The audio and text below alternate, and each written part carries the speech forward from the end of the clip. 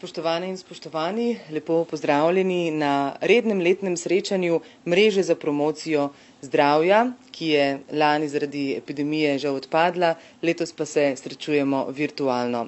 Vsi, ki bi želeli prejeti potrdilo o udeležbi, vas prosim, da v tem trenutku še enkrat preverite svoje elektronske naslove, kjer ste dobili dodatno povezavo, kjer se registrirate, da boste lažje prejeli omenjena potrdila. Osrednja tema letošnjega srečanja so izzivi, s katerimi so se zaradi epidemije novega koronavirusa morala soočiti podjetja in seveda vsi njihovi zaposleni. Dogajanje med temi velikimi spremembami bomo v prvem delu osvetlili z različnih vidikov, ki vplivajo na zdravje in varnost delavcev, in sicer z vidika organizacije dela in kadrovskega menedžmenta, internega komuniciranja in tudi psihologije dela. V drugem srečanju in delu srečanja bomo predstavili nekaj primerov, kako so se v delovnih organizacijah soočili prav s temi izjemnimi spremembami. Zaključili pa letošnje srečanje s podelitvijo potrdil novim svetovalcem za promocijo zdravja pri delu, ki so v času od zadnjega srečanja v letu 2019 uspešno zaključili izobraževanje Čili za delo. Svoje vprašanje seveda lahko vsi udeleženci zastavljate tudi v klepetu, torej v chatu, nanje pa bomo poskušali odgovoriti ali že v sami razpravi, ki bo sledila vsakemu od obeh delov, ali pa potem kasneje naknadno po elektronski pošti. Srečanje danes začenjamo s prispevkom z naslovom Izzivi za zdravje in varnost pri delu med epidemijo COVID-19 in po njej.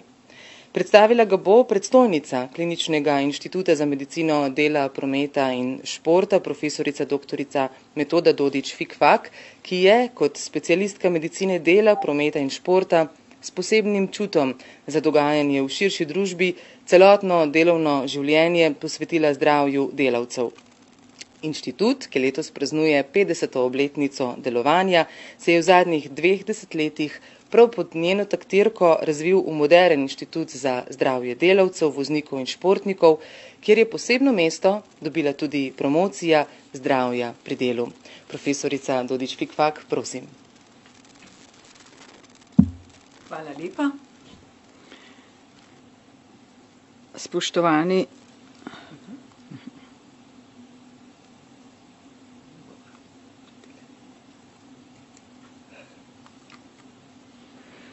tehnične težave. Ja, tak bo začetek, ampak bo nadaljevanje potem še bolj simpatično.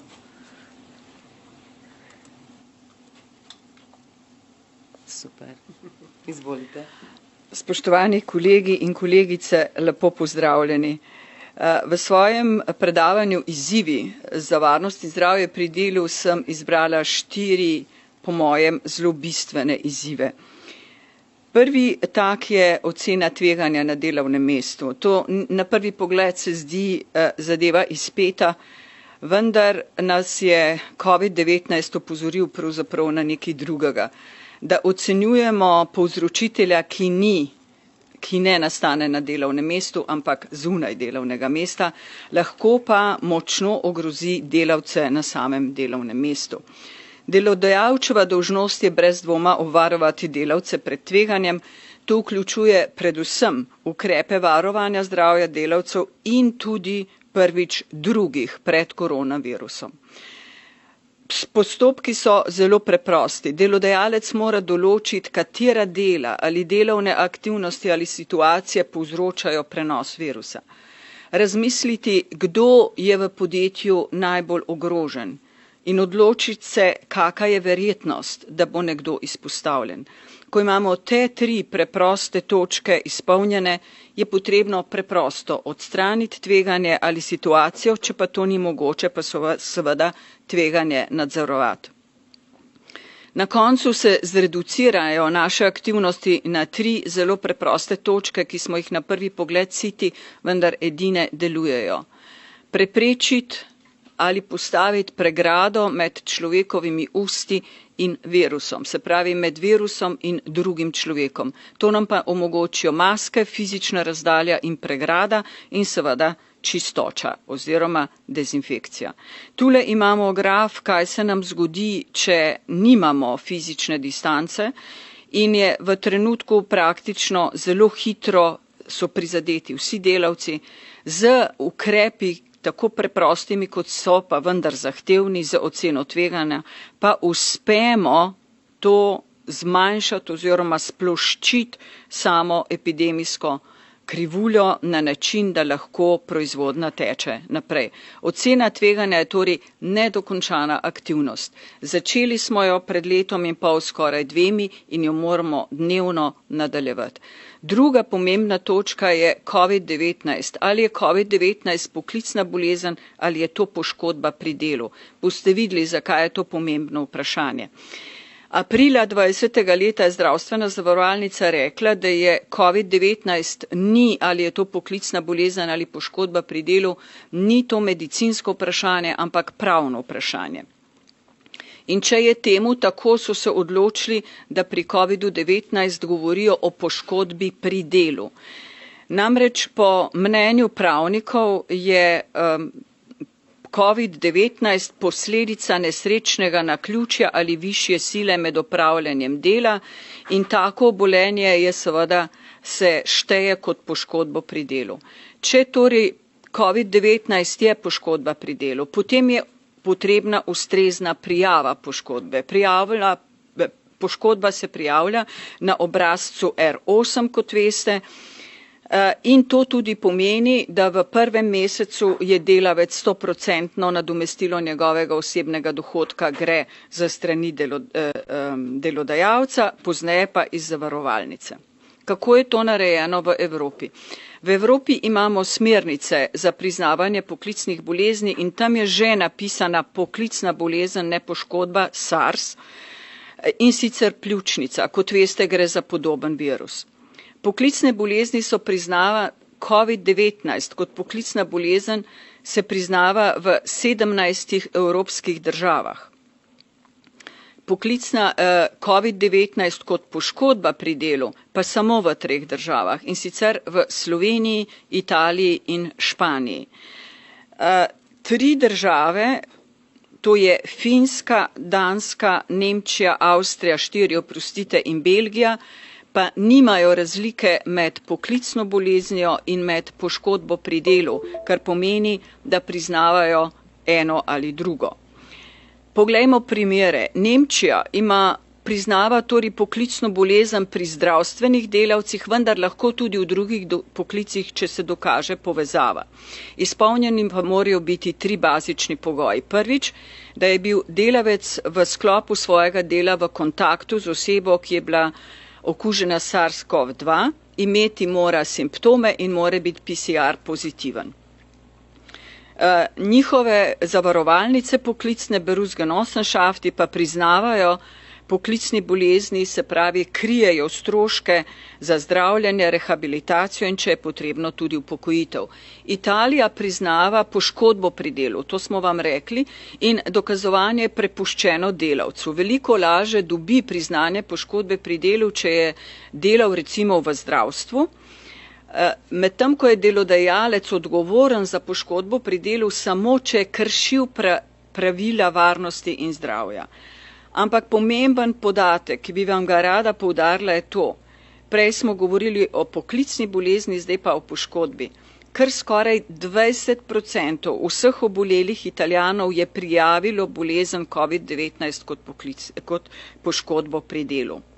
To prosim preračunajte glede na število vseh obolelih v Italiji. Belgija je prva, ki je dala svojo novo kodo kot poklicni bolezni in je omogoča priznanje poklicne bolezni ne le pri zdravstvenih delavcih, ampak vseh, ki so bili aktivno vključeni pri delu v epidemiji. Danska je najbolj liberalna, priznava poklicno bolezen, ampak ne zahteva dokaza, da gre za neposredno izpostavljenost na delovnem mestu, pač pa govori le o verjetnosti. In če je ta verjetnost dokazana, je pri njih že priznana poklicna bolezen. Finska je veliko bolj rigorozna in zahteva, da se dokaz, se pravi, da mora biti dokaz, da je bolezen povzročena na delovnem mestu oziroma da ni zunaj dela. Posledica tega je, da je v letu 2020 po podatkih, ki sem jih dobila, Finska priznala le 20 bolezni kot poklicnih. Prosim, primerjajte zdaj z Italijo. Kaj je v Sloveniji? V Sloveniji smo v letu 2020 imeli prijavljenih 6434 poškodb pri delu kot COVID-19 kot poškodb pri delu. To pomeni, da izpolnjuje se obrazec R8. Obrazec izpolnjuje delodajalec, ki ne pozna epidemiološke anamneze, ki jo izpolnjuje pomanjkljivo ali pa celo napačno. Vseh teh 6500 delavcev je praktično iz javne službe, nobeden iz zasebne. Zelo prepričana sem, da nihče od delodajalcev se ne zaveda, da ko izpolni obrazec R8, s tem prizna, da je poškodba pri delu dejansko njegova odgovornost bila. Kakšne so posledice? Bojim se, da precej hude. Naš predlog je torej bil in je še vedno, da se v dokazovanje vzroka, ali gre za poškodbo pri delu v tem primeru, vključi specialist medicine dela, ki lahko z natančno epidemiološko anamnezo ugotovi, ali je skoraj gotovo, da je bila bolezen povzročena na delovnem mestu, ali je verjetno ali manj verjetno. Če tega ne bomo imeli nakopičenih naenkrat ogromno množico poklicnih poškodb pri delu, seveda z posledicami. Tretja zadeva, ki jo omenjam, je delo na domu. Naslednje slajde je pripravila kolegica Erzar. Pred pandemijo je približno 7% Evropejcev delalo na domu, Slovencev, po epidemiji, med pa samo pandemijo je ta procent zrasel na 40%, če pogledate Finsko je šla tudi na 60%, nimamo točnega podatka, koliko ljudi je delalo od doma v Sloveniji.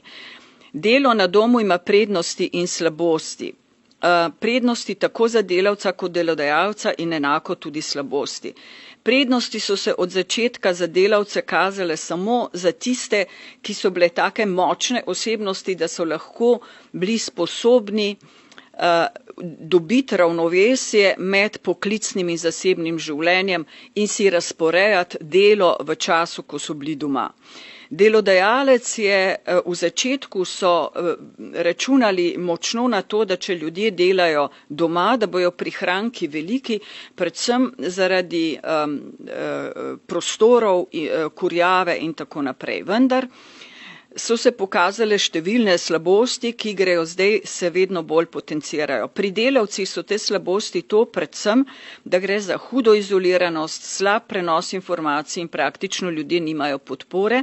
Hkrati so pa pogoji dela doma bistveno slabši, zato je razvoj kostno-mišičnih bolezni se pričakuje bistveno večji. Za delodajalca pri začetni navdušenosti, da je pravzaprav prihranek bo znaten, je prišlo do precejšnjega hezitiranja oziroma streznitve, pri katerem so predvsem ugotovili, da gre za hudo tveganje za varnost in zdravje pri delu, če delavec dela doma, predvsem pa gre, in to je predvsem pri ustvarjalcih, za manjšo angažiranost in padec timskega duha.